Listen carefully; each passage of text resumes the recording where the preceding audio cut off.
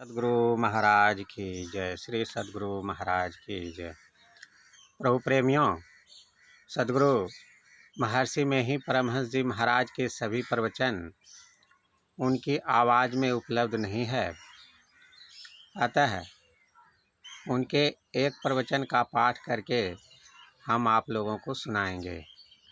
गुरु महाराज की आवाज़ की स्मृति बनी रहे, इसके लिए आइए पहले गुरु महाराज की आवाज़ में उनके प्रवचन के प्रारंभिक बोल सुने, फिर उनके एक प्रवचन का पाठ करके सुनाया जाएगा।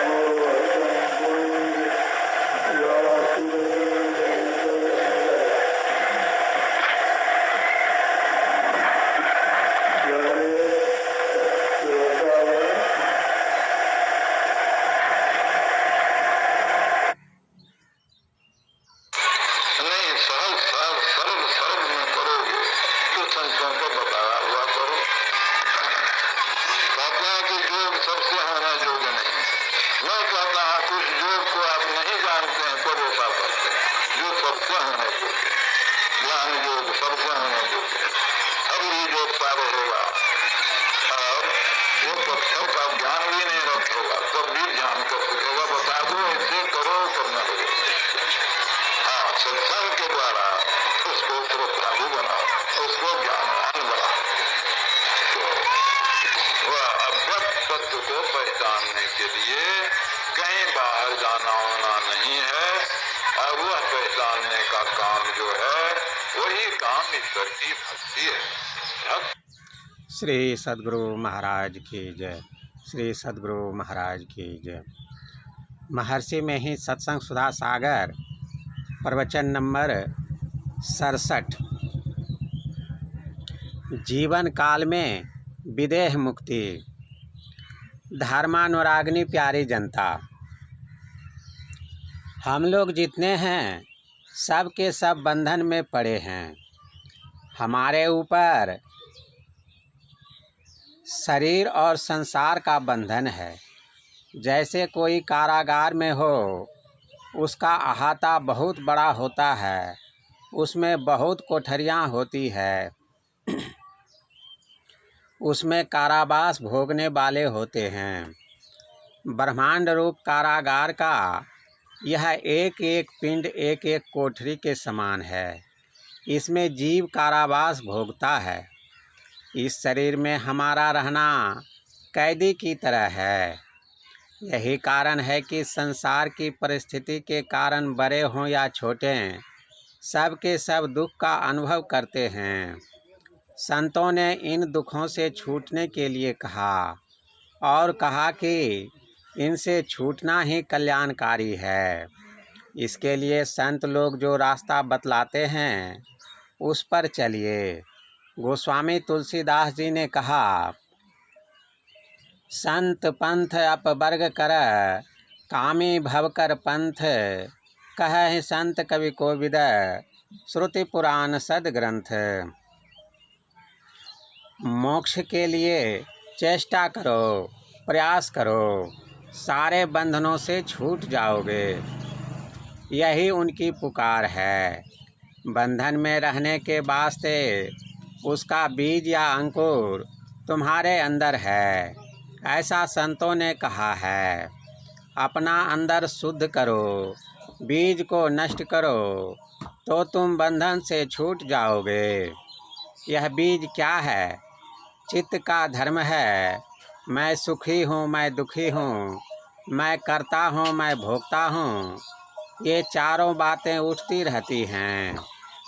जिस प्रकार शरीर को कितना हो धोओ, उसमें मैल आती ही रहती है, उसी प्रकार चित्त में इसका धर्म होता ही रहता है।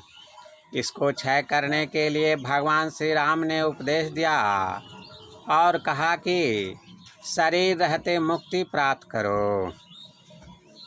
इसी को जीवन मुक्त कहते हैं। जीवन काल में भी विदेह मुक्त कहलाता है, इसलिए कि शरीर में जो सुख दुख होते हैं उनको वह कुछ नहीं जानता। कर्ममंडल से जब तक कोई ऊपर नहीं उठता तब तक चित्त धर्म होता ही रहता है। इसके लिए भगवान श्री राम ने श्रवण मनन निधिध्यासन और अनुभव ज्ञान प्राप्त करने के लिए कहा। सुनो समझो और सुन समझकर जो निर्णय हो उस कर्म को करो। कर्म करते करते कर्म का अंत होगा, तब अनुभव होता है, तभी चित्त का धर्म छूटता है। यह उसी तरह साधा जाता है जिस तरह कोई किसी विद्या का सीखने का अभ्यास करता है। थोड़ा थोड़ा सीखते सीखते उस विद्या में वह निपुण होता है।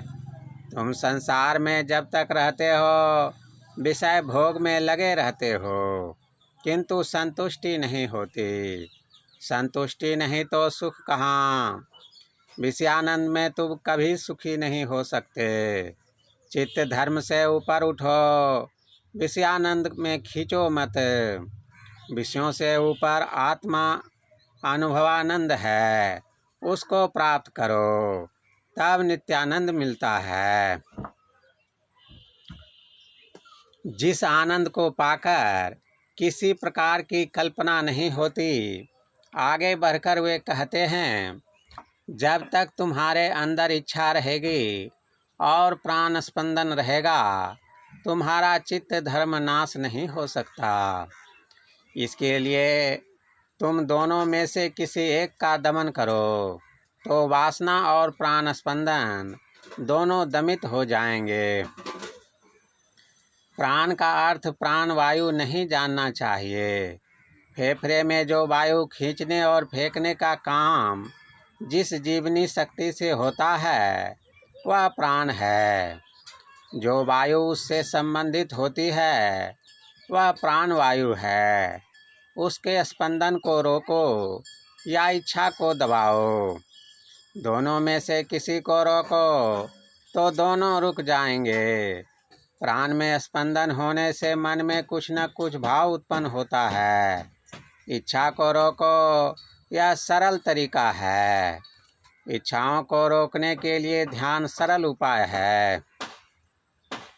एक और मन को लगाने से जहाँ मन लगाते हैं वहाँ से मन भागता है, फिर लौटा लौटा कर उसी स्थान पर लाते हैं।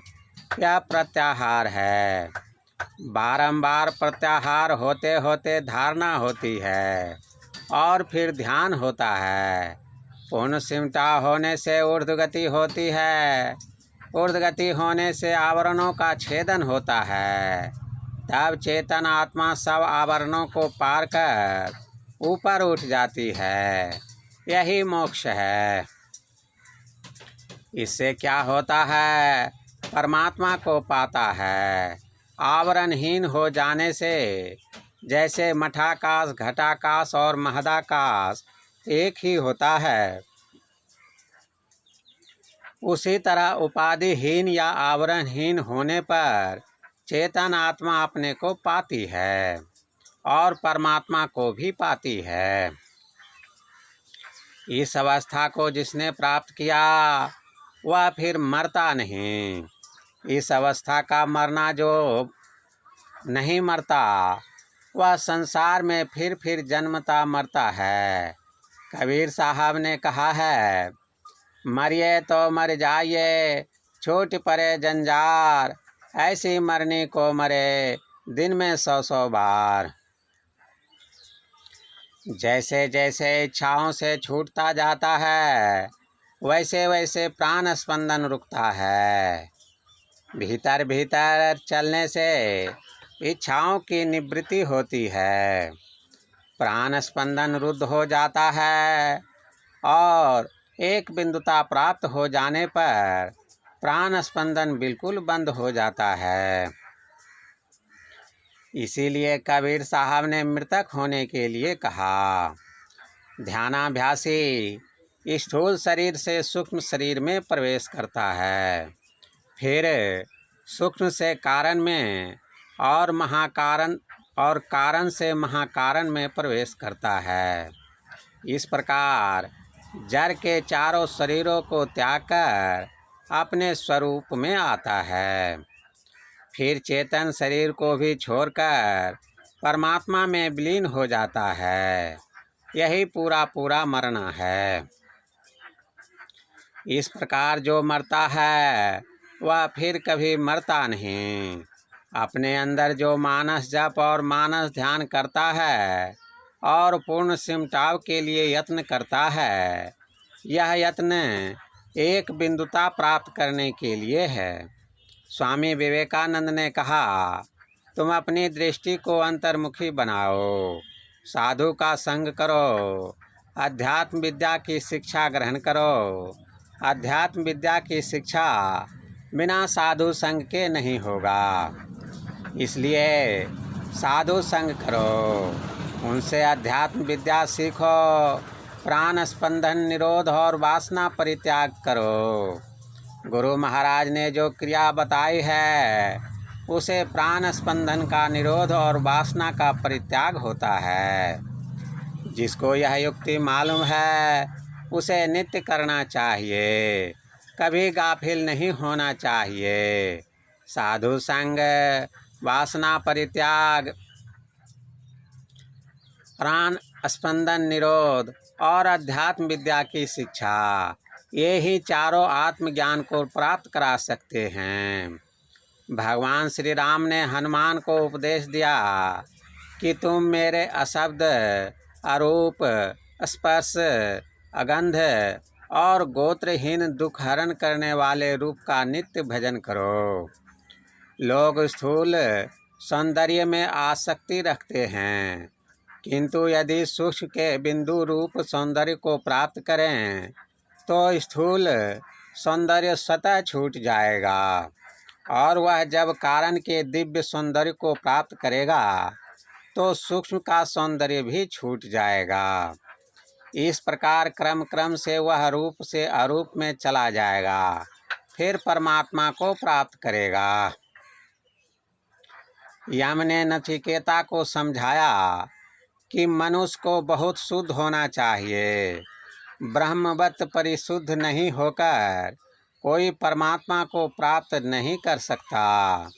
इसलिए झूठ, चोरी, नशा, हिंसा और व्यभिचार मत करो। खान पान सात्विक होना चाहिए। जो सात्विकता के लिए यत्न नहीं करता, रजोगुण और तमोगुण में फंसा रहता है और परमार्थ की ओर चलना चाहता है, तो वह वैसा ही होगा जैसे भूमि परा चह छुअन आकाशा कहा गया है। इसलिए खान पान को पवित्र रखो। खान पान का असर मन पर पड़ता है। यदि खान पान का असर मन पर नहीं पड़ता तो भांग खाने और शराब पीने से मस्तिष्क क्यों गड़बड़ा जाता है। खान पान को पवित्र रखो, संतों के कहे अनुकूल चलो, कल्याण होगा। यह प्रवचन कटिहार जिला अंतर्गत श्री संत मत सत्संग मंदिर मनिहारी में दिनांक 16/3/1954 ईस्वी को अपराह्नकालीन सत्संग में हुआ था। श्री सद्गुरु महाराज की जय। श्री सद्गुरु महाराज की जय। प्रभु प्रेमियों, अभी जो प्रवचन का पाठ आप लोग सुन रहे थे वह महर्षि में ही सत्संग सुधा सागर नामक इसी पुस्तक से पाठ करके सुनाया गया। इस ग्रंथ को आप सत्संग ध्यान स्टोर से ऑनलाइन मंगा सकते हैं। इसके साथ ही गुरु महाराज की सभी पुस्तकें एवं सत्संग ध्यान से संबंधित अन्य सामग्री आप सत्संग ध्यान स्टोर से मंगा सकते हैं। इस तरह की जानकारी लोगों को होनी चाहिए, इसलिए ये बातें बताई जा रही है।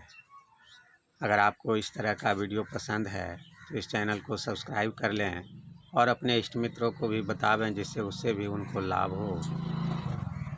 और हमें भी कमेंट करके बतावें कि इस वीडियो के पाठ से आपने क्या समझा, क्या कुछ ज्ञान प्राप्त किया। इससे आपके ज्ञान का रिवाइज होगा और आपको आध्यात्मिकता में जल्दी लाभ होगा।